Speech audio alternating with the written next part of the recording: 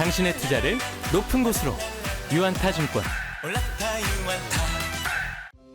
안녕하세요. 저는 유안타 패시브 퀀트 애널리스트 고경범입니다. 오늘은 밸류업이 동경지보가 되지 않으려면이라는 제목의 리포트를 설명드리도록 하겠습니다. 당국의 밸류업 프로그램 관련해 가지고 PBR주 관련 급등과 관심이 고조되고 있는 상황입니다. 지난 코멘트에서 좀 말씀을 드린 내용이기는 하지만 1월 17일 날 토론회에서 이제 언급이 됐던 부분이고 1월 30일 날 자사제도 개선 간담회에 대한 부분도 있는데 저희가 이제 평가를 했을 때 뭐 특별한 내용은 없었다고 보고 있습니다. 다만 프로그램에 대한 부분들이 일본 증시의 상승에 대한 부분들 그리고 거기에 대한 모니터링을 통해서 도입하는 방안들이 좀 도입이 되고 있기 때문에 그 부분이 이제 시장에서 좀 크게 시사되고 반응을 보이는 것으로 좀 판단을 하고 있습니다. 일본 증시 상승 배경을 좀 보게 된다고 하면 뭐 많은 것들이 좀 언급이 되고 있습니다. 검증을 해야 할 부분들은 작년 랠리에 대한 수급을 좀 보게 된다고 하면 주로 이 매수를 한 주체를 보게 된다고 하면은 외국인과 사업법인입니다. 일본에서 사업법인은 우리나라의 기타 법인과 같이 상장사들이 좀 대부분이라고 볼 수가 있거든요.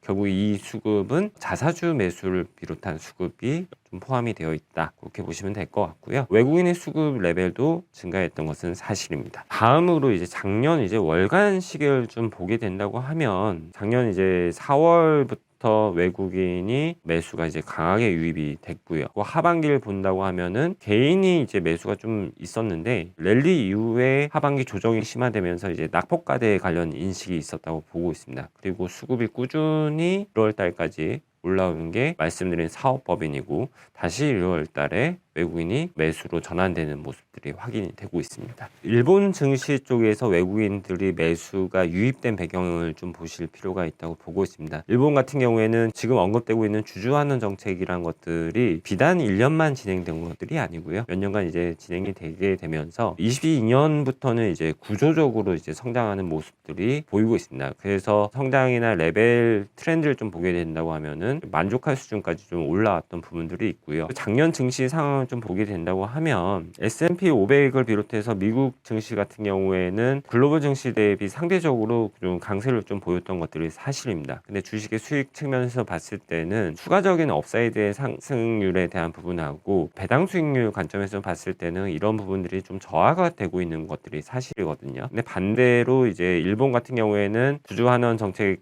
으로 인해서 배당 수익률이나 이런 부분들이 SBB 파산 사태나 이런 측면에서 봤을 때는 통화 안정성 측면에서 일본 증시를 좀 선호하는 부분들도 있기 때문에 이런 부분들이 좀 글로벌 증시에서 상대적으로 좀 매력적인 미국 내 투자자 입장에서 좀 봤을 때 글로벌 증시 대비해서 미국 증시가 아웃퍼폼에 있다 보니까 지수 상승에 대한 업사이드에 대한 부분이 있고요. 그 다음에 배당 수익률 등 이런 리턴에 대한 부분들도 좀 저하가 되고 있었던 것들은 사실이거든요. 근데 반대로 일본 같은 경우에는 주주환원 정책을 통해서 배당 수익률이나 이런 것들이 상당히 좀 매력적으로 유지가 되고 있는 것들은 추가적으로 이제 글로벌 증시를 봤을 때 일본 증시를 더 매력적으로 느낄 수 있는 구간이었다고 평가를 하고 있습니다.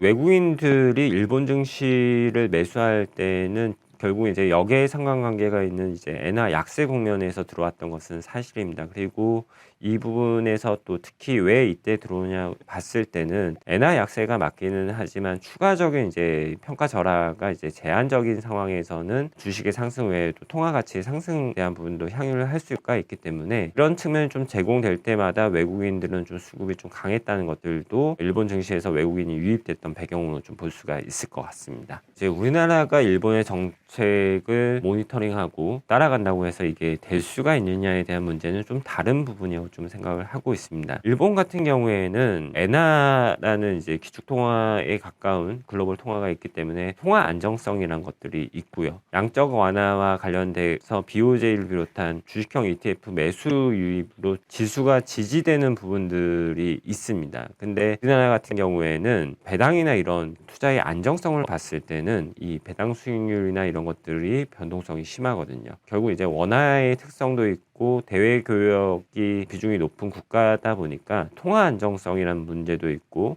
지수도 이익에 따라서 이제 변동성이 심한 측면이 있습니다. 배당 투자라는 것들이 단순히 배당 수익률이 높다고 해서 들어오는 것이 아니라 어떻게 보면은 이 배당을 온전하게 받을 수 있는 지수의 안정성 측면도 좀 중요하거든요. 그런 것들이 이제 일본과 대비해서 우리나라가 변동성에 대한 부분은 한국이 일본에 대해서는 조금 열의에 있는 것이 사실이라고 좀 보고 있습니다. 추가적으로 이제 주주환원 재원에 대한 부분들도 생각을 해야 한다고 보고 있습니다. 일본 같은 경우에는 주주환원 정책이 강화되고 배당의 재원이나 이런 주주환원 재원들이 증가했던 것들이 확인이 되고 있는데 우리나라 같은 경우에는 21년 이렇게 높기는 했지만 점점 이제 감소하는 추세를 기록을 하고 있거든요. 결국 이제 우리나라 배당금 측면에서 좀 봤을 때는 삼성전자를 비롯한 이제 대형 기업의 비중이 상당히 높은 상황입니다. 근데 거기에 대한 그 프리캐시 플로우나 잉여 재원에 대한 부분들은 이익 감소 훼손 측면에서 좀 감소한 것들이 일본과 대조적인 부분이거든요. 경기 사이클이나 이런 부분들은 회복이 이제 전망되고 있기는 하지만 현재 이제 주주환원을 배정할 수 있는 부분들은 현재 상태는 지금 낮아져 있다는 것은 일본과는 좀 대비되는 국면이라고 볼 수 있습니다. 세제 측면도 좀 검토를 할 필요가 있다고 보고 있습니다. 기업의 유보금을 없애는 문제는 과거 이제 우리나라도 기업소득 환류 세제라고 해서 이 부분은 좀 없애는 것들을 배당이나 이런 쪽에서 기업이 낼 세금에서 좀 제해해 주다 보니까 과거 국면에서 이제 배당이 그때 증가했던 것은 사실입니다. 근데 17년부로 이제 일몰이 됐고요. 세제의 좀 문제는 기업의 투자 측면이 강조가 되다 보니까 배당이나 토지 구매 쪽으로 기업이 되다 보니까 실물 경제로 좀 전환이 안 된다는 측면이 좀 있었습니다. 그래서 차기 정부에서 이제 투자 상생력 촉진 세제라는 것들이 추진이 되었고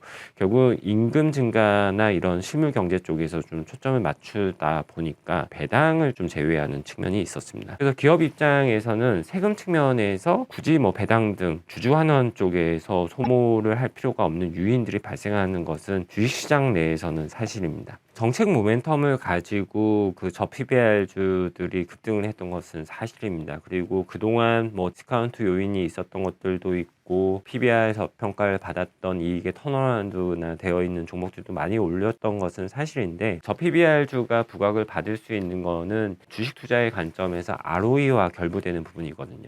그리고 결국 장부 가치에 대한 부분도 있지만 이익에 대한 부분들도 중요합니다. 그리고 주주환원이 재원이라는 것들이 제일 중요하고요. 저희가 볼 때는 프리캐시 플로우나 아니면 이익 잉여금이나 이런 부분들이 방금 확인한 것처럼 이제 국내 시장에서 좀 훼손되고 있는 것들이 심하기 때문에 주주환원 재원이 양호한 기업들 중심으로 접근하는 것이 합리적이라고 보고 있습니다. 무조건적인 이제 저PBR주 접근보다는 주주환원 재원이 높은 종목들을 좀 봐야 한다고 보고 있고요. 그거와 관련해서 이제 시가총액 대비해서 상태가 어떤지에 대한 종목들을 참고해서 접근하는 것이 합리적으로 보입니다. 최근 저PBR주 급등 관련해서 모멘텀 측면을 확인을 해봤고요. 결과적으로는 주주환원 재원이 양호한 기업에 접근이 필요하다는 것을 좀 상기하실 필요가 있을 것 같습니다. 영상 시청해 주셔서 감사드립니다.